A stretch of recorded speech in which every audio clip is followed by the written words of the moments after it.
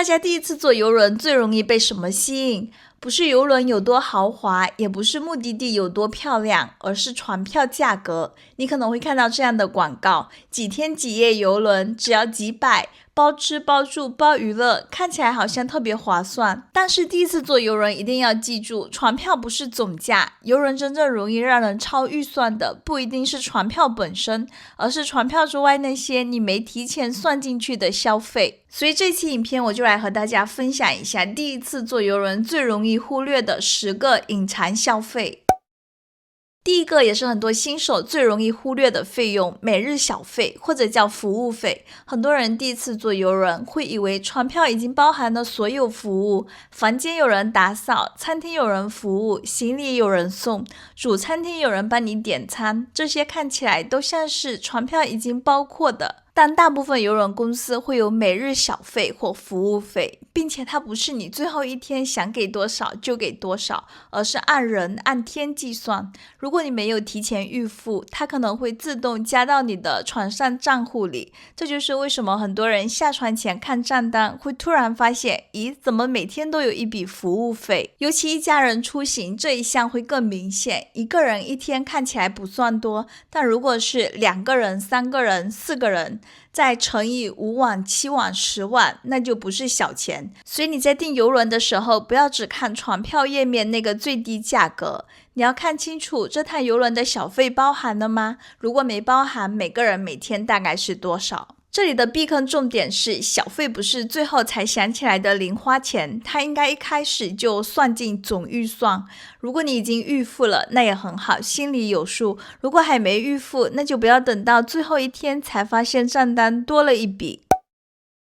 第二個隱藏消費是現代人最離不開的東西 ，WiFi。很多人第一次坐郵輪，會以為郵輪跟酒店一樣，至少有免費網絡吧。結果上船以後才發現，船上 App 可能可以用，查看行程、餐廳、賬單這些都沒有問題。但你如果想上網、刷社交媒體、看 YouTube、處理工作郵件、視頻通話，那通常就要買網絡套餐。而且海上的網絡跟陸地酒店的網絡不是一個概念。它可能按設備收費，也可能按天收費，也可能按整個航程收費。有些基礎套餐只能發消息、看網頁。如果你想看視頻、傳大文件、直播，那可能要買更貴的套餐。還有一個很多人會忽略的坑，手機上船之後一定要小心海上漫遊。如果你沒有開飛行模式，手機可能會連接到海上通信網絡或者國際漫遊網絡。你以為只是隨便刷一下手機，最後可能收到一筆很嚇人的漫遊賬單。那 WiFi 到底要不要買？這個要看你的需求。如果你要發視頻、回消息、處理工作，那你可能需要買。如果你只是偶爾聯繫家人，可以考慮只買一個人的套餐，全家輪流使用。如果你真的想放鬆，也可以把郵輪當成一次半斷網旅行。第三個隱藏消費是飲料。很多人聽到郵輪包吃包住，就會以為船上吃喝都免費。但郵輪上的包吃通常指的是基礎餐飲，免費飲料通常也有，比如說水、茶、部分果汁、普通咖啡、自助餐區域的一些基礎飲品。但是你想喝的不一定都免費，比如酒精飲品、雞尾酒、啤酒、紅酒、特色咖啡、奶茶、氣泡水、瓶裝水、鮮榨果汁，這些很多都是額外收費的。所以很多郵輪公司會賣飲料套餐或者酒水套餐。這時候問題就來了，酒水套餐到底值不值？我的答案是不一定。如果你每天都喝酒，喜歡喝雞尾酒、葡萄酒、啤酒，白天還喝咖啡、氣泡水，那你可以認真算一算，也許你的套餐對你划算。但如果你不喝酒，或者偶爾喝一杯，或者你大部分時間都在岸上玩，那套餐可能不一定值。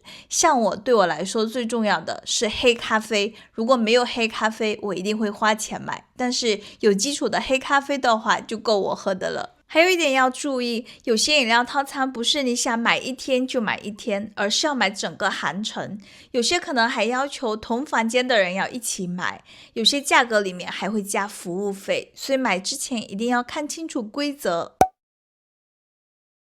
第4個隱藏消費通常是大頭岸上團。很多人算郵輪預算的時候只算船票，但郵輪不是一直待在船上，每到一個港口，你要不要下船？下船以後怎麼去景點？要不要報團？要不要買門票？要不要吃飯？要不要坐車？這些都是額外費用。而且岸上團通常是按人收費，一個人看起來還好，但如果是一家3口、4口，價格馬上就上去了。岸上活動大概有3種選擇。第一種是船方岸上團，優點是省心、集合方便，通常跟郵輪時間銜接更緊，適合第一次坐郵輪、帶老人、帶小孩，或者景點離港口比較遠的情況。缺點是價格通常比較高，行程也可能比較固定。第二種是第三方岸上團，可能更便宜，選擇更多，但你要特別注意回船時間，因為如果你報的是外面的團，萬一堵車，車壞了，集合晚了，風險你要自己評估。第三種自由行，自由行通常最省錢也最靈活，但它要求你自己做功課，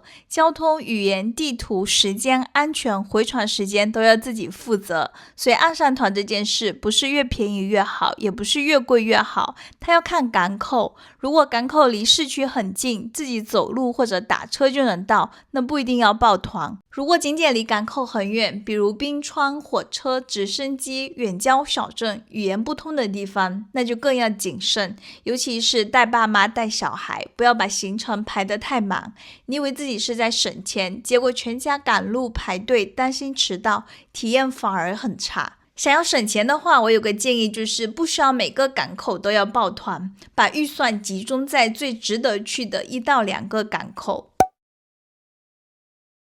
第5個隱藏消費，郵輪包吃，但不代表全船所有餐廳都免費。一般來說，郵輪會包含主餐廳、自助餐廳以及部分免費餐飲，這些已經足夠大多數人吃得很好了。但船上也會有很多的付費餐廳，比如說牛排館、日料、海鮮、火鍋、鐵板燒、Chef's Table、特色甜品、特色咖啡店等等。這些通常不包含在基礎船票裡，有些是按人收費，有些是單點收費，還有些會加服務費。第一次坐郵輪，我不建議一上船就把付費餐廳訂滿，因為很多新手其實還沒搞清楚免費餐廳有哪些，主餐廳質量怎麼樣，自助餐廳能吃到什麼，就先買了一堆付費餐，結果最後發現免費的已經夠吃，付費的反而吃不完。我的建議是先體驗免費主餐廳和自助餐，如果有特別想吃的餐廳，再選1-2次體驗就好了。另外一個容易忽略的是房間服務，很多人覺得叫餐到房間很方便，尤其早上不想出門，晚上玩累了想在房間吃東西，但房間服務不一定全部免費，有些早餐項目可能免費，有些全天房間服務可能有配送費，所以點之前一定要看清楚菜單上的價格和服務費。第6個隱藏消費是最容易衝動消費的一類，照片、SPA、美容美甲。郵輪上很會製造氣氛，你剛登船會有人幫你拍照，正式晚宴會有人幫你拍照，下船到港口會有人幫你拍照，全家穿得很漂亮也會有人幫你拍照，最後你在照片牆或者 App 裡看到成片，真的很容易心動，尤其是如果你帶爸媽帶小孩全家旅行，你可能會覺得難得全家一起坐郵輪，爸媽這張拍得不錯，小孩這張好可愛，要不買幾張回去留作紀念吧。買1-2張當然可以，問題是如果你沒有預算，很容易從買1張變成買1套。SPA 也是一樣，郵輪上的 SPA 按摩、美容美甲、護理項目氛圍都做得很好，海景、音樂、香氛、度假感一上來，人就容易放鬆，也容易消費。有些項目可能會有促銷，比如登船日促銷、海上日促銷、港口日促銷，但促銷不等於便宜，買之前還是要看清楚最後的價格和服務費。我的建議是，出發前可以給自己設一個衝動消費預算，不要在剛上船最興奮的時候買太多套餐。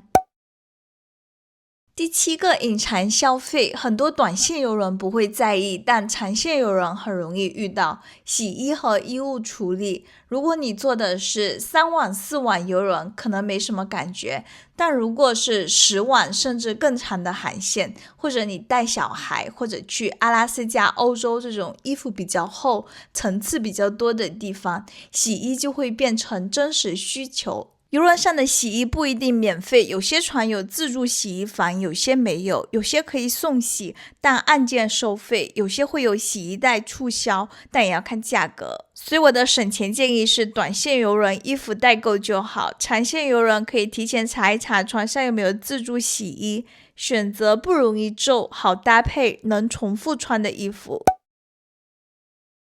第8個隱藏消費是娛樂，遊輪上確實有很多免費娛樂，比如說劇場演出、泳池、派對、甲板活動、音樂表演、遊戲活動、講座等等，但也有一些項目是付費的，比如賭場、遊戲廳、某些模擬器、特殊體驗、付費課程、兒童或青少年的部分額外項目，特別是帶小孩的家庭要注意遊戲廳和船卡消費。小孩可能覺得只是刷一下卡玩一下遊戲，但一趟下來也可能刷出不少錢，所以建議上船後先搞清楚家人的船卡消費權限，孩子的卡能不能消費，有沒有每日限額，能不能關閉部分消費功能，哪些活動免費，哪些活動收費。賭場也是一樣，遊輪上的賭場氛圍很強，很多人不是本來想賭，而是路過覺得好玩想體驗一下。體驗當然可以，但一定要提前設預算，比如這趟最多只花多少，花完就走，不要想着再贏回來。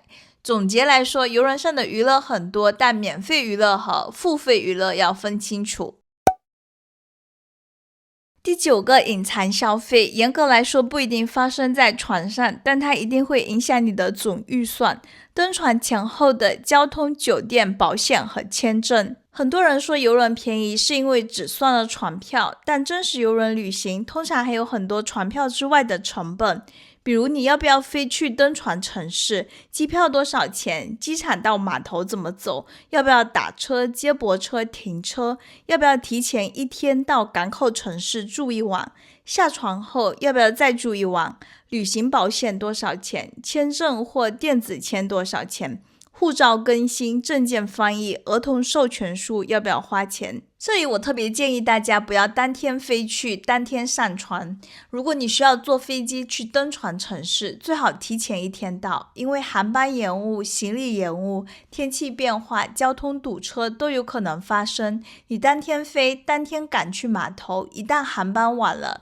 整趟遊輪都會很麻煩。提前1天住1晚酒店，聽起來是多花錢，但他買的是安心，尤其是帶爸媽帶小孩，跨國航線，冬季航班、轉機航班，這筆錢真的不能亂省。保險也是同樣的道理，如果你的遊輪很貴，或者你要飛去坐船，或者帶老人小孩，保險不要只看最便宜的，要看醫療、行程取消、行程中斷、航班延誤等等，這些有沒有覆蓋。簽證和證件也要提前算進去。有些人看到船票便宜就訂了，結果後面發現簽證、交通、酒店、保險加起來也不少。所以遊輪總預算不是從上船那一刻開始算，而是從你家門口出發那一刻就已經開始算了。最後一個隱藏消費是很多人看價格時最容易忽略的，稅費、港務費以及促銷套餐的附加條件。你在網上看一個很便宜的遊輪價格時，先不要急着興奮，因為你要看清楚這個價格包含稅費了嗎？包含港務費了嗎？包含服務費了嗎？是不是雙人入住價格？是不是內艙最低價？是不是要加上其他強制費用？很多遊輪促銷寫得很吸引人，免費飲料套餐、免費 WiFi、免費特色餐廳、免費岸上活動額度、第2人半價、兒童免費，聽起來很好，但你要看小字。有些免費套餐可能還要付服務費，有些免費 WiFi 只是有限分鐘數，有些免費岸上團只是給你一個額度，不是全部免費。有些兒童免費不代表稅費、感悟費、服務費也免費，有些第二人半價是建立在第一人原價的基礎上，所以看到促銷不要只看大字，要看最後付款頁面。郵輪便不便宜不看首頁價格，要看最後結賬價格。郵輪值不值也不能只看船票，要看整趟旅行的總成本。好吧，以上就是這一期影片我給大家整理的郵輪10個最常見、最容易忽略的隱藏消費。如果你正在準備第一次坐郵輪，建議把這期影片收藏起來，訂票之前看一遍，上船之前再看一遍。也歡迎大家在評論區告訴我，你覺得郵輪還有哪些隱藏消費？那我們這期影片就先到這裡。如果還需要更多郵輪攻略的話，記得到我的頻道看一看。拜拜。